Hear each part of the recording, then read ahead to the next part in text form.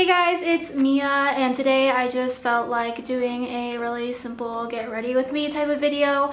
If you've seen my college makeup look that's also on my channel, it's literally like the exact same makeup look. I don't really change up my makeup that much because I'm super lazy and I'm not very artistic when it comes to makeup, so I just try to get it done as fast as I can. So today I wanted to talk about some Lexapro updates. I replied to some comments from people who were asking about, you know, what are you doing now after I had the video of like, am I off Lexapro, and saying that I went back on it. Basically, you're probably thinking, shut up about Lexapro. Like literally all you've been talking about is Lexapro.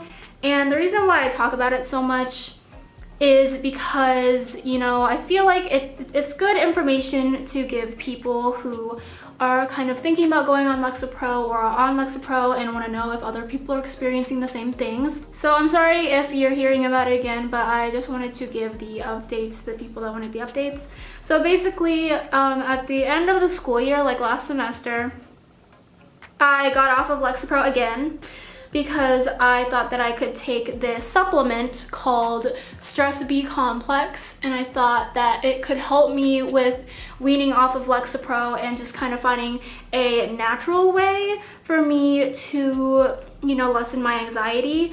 And so I went on that hoping that it'd be really good because a lot of reviews said that it would work really well and that it helped other people with trying to wean off of antidepressants and anti-anxiety medication. So I went on it and I was on it for a little bit, and I honestly didn't really see or feel a lot of results from it. So what I did was I just kept going with it and just thought that, you know, it's just gonna take a while before I, you know, notice anything. Like my anxiety wasn't horrible, but it was definitely back to the point that like when I was taking tests, I'd be shaking and my heart would be pumping really fast, and like before classes I would start getting anxious. So I didn't know if that was just, you know, but just because I just got off of the Lexapro. So I just gave it another chance and I kept going on it. Come dead week and finals week, I started getting anxiety attacks in the morning. Like I would not be able to sleep at night, and then I'd wake up in the morning with just this feeling of a knot inside of my stomach, and it would get to the point where I would start breaking down and crying, and I had to call people in the morning. My mom was like, well, you need to go back on the Lexapro. Like your body is telling you that you need to, you know, you need something else to cope with the stress, and even though like you tried a natural supplement that you thought was gonna work, it's obviously not working. And so, I mean, I agreed with her and I got back on Lexapro and I started taking a half of a pill instead of a quarter of a pill. I thought that by taking a half of a pill, it would help me a lot more and more quickly than just taking a quarter of a pill like I did when I first started Lexapro. For the rest of the week, I still did have anxiety attacks, but come finals week, I didn't have any anxiety attacks, and I felt back to the point where I felt like I was in charge of my own emotions, and everything was okay again. Coming back home after break, I had an appointment with my doctor, the one who's prescribed me the Lexapro, and I told her about my anxiety attacks, and she said that even though you want to get off of Lexapro, which like I understand why you would want to get off of it, but your body will tell you when your serotonin levels are low, and when your body tells you that, you're going to be experiencing the panic attacks and stuff like that. If you want to wean yourself off, or if you want to take less Lexapro because you don't want to be as dependent on it, it's best to still take Lexapro maybe every other day or every 2 days, but you need to have it in your system. So basically what I'm saying, long story short, is that I am back on Lexapro and I'm taking a half right now. I feel like I just am not at the point where I have enough coping mechanisms to deal with the anxiety that school causes me, and I don't know why I get so much anxiety when it comes to school, because in high school and stuff like that, I was fine. Like I didn't have as much anxiety as I do now. The biggest thing that it practically taught me was that, you know, even if you want to get off of medication or if you want to wean off of medication, you really need to listen to your body.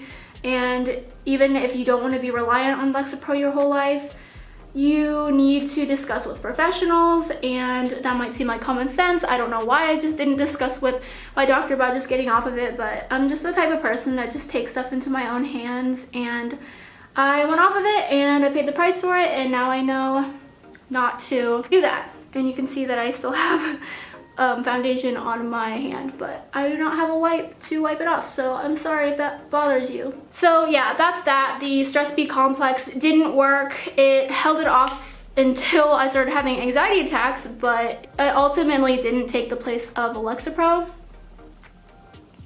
And then moving on from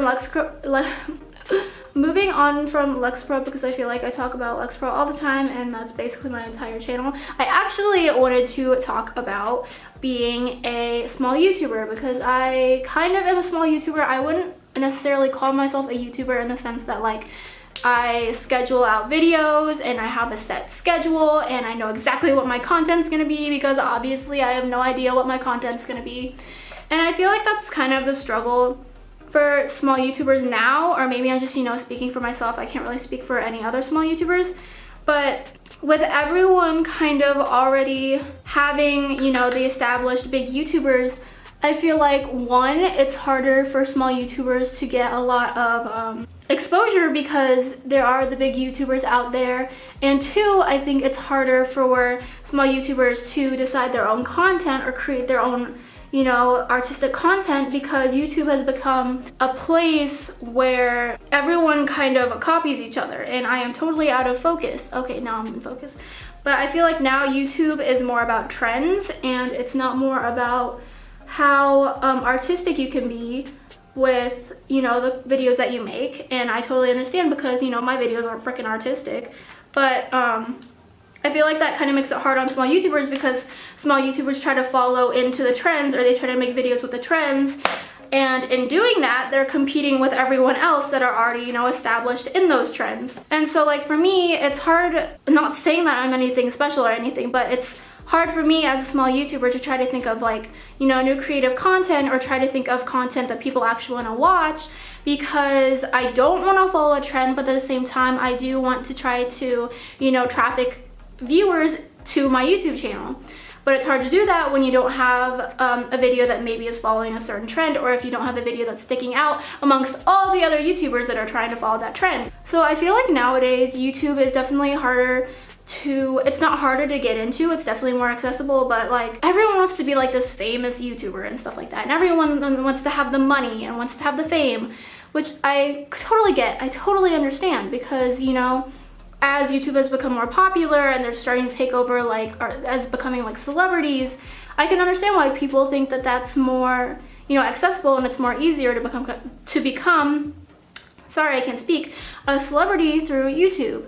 And so then a lot of people strive for it. But like all of the people that are trying to become YouTubers, it makes it hard to find genuine channels, and it makes it hard to find, you know, people that are making videos from their passion. And all of the big YouTubers are the ones that have made videos based on their passion. So I don't know, overall, like being a YouTuber, being a small YouTuber, and kind of being involved in the YouTube community, it's great being supported by people, and it's great knowing that, you know, there's always going to be people out there who watch your content or watch your videos no matter what.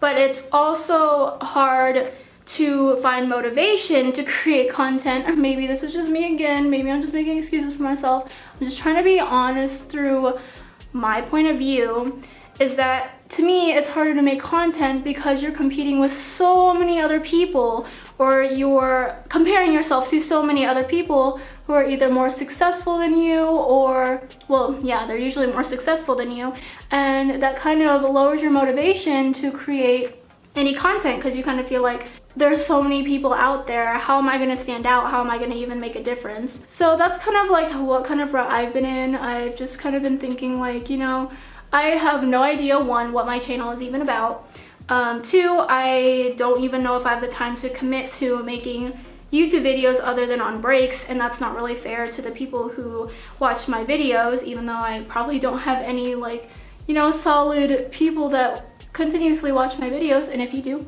hi, thank you so much for supporting.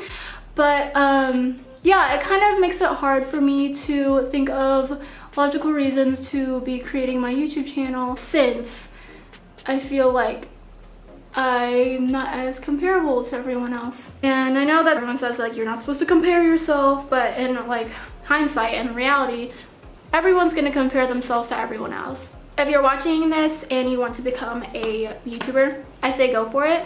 I say, you know, figure out a plan of what you're gonna make videos about, because you could end up like me and not know what the heck your channel is about, just random stuff and complaining. And just kind of go for it. And if you're passionate about it, you'll just keep going with it and you'll become successful. And anything that you're passionate about, you will succeed in. And I really, really believe that. I always use a Q-tip after my foundation to take off the foundation that is on the top of my piercing. Any advice that you have just in general from me on my videos, on where you think my YouTube channel should go, on any suggestions, I would really appreciate that. I hope that you enjoyed my get ready with me, and I know it was just kind of a lot of mumbling and just kind of thinking to myself, but I wanted to film a video today and I thought that, you know, might as well just do this, kind of have a heart-to-heart and kind of share my feelings with you guys, and I hope you guys enjoyed. So I'll see you guys later, and I hope you have a happy new year. Bye guys.